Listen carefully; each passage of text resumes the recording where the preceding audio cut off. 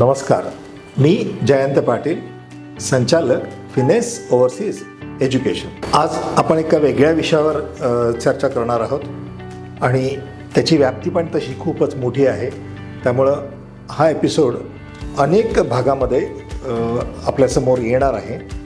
त्यामुळं आमच्या या कार्यक्रमाला आपण सबस्क्राईब करा आणि लाईकचं बटन सुद्धा दाबा.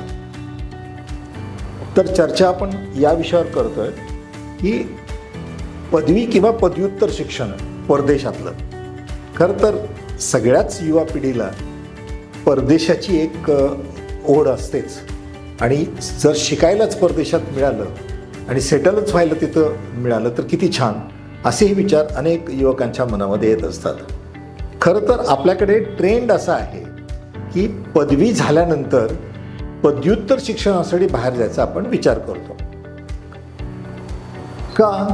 कारण भारतीय कुटुंबांची मानसिकता अशी आहे की 12वी झालेला विद्यार्थी हा तसा लहानच असतो. त्यामुळं 12वी झाल्या त्याला पदवीसाठीच बाहेर पाठवणं हा विचार तसा पूर्वीपासून रुजलेला नाही.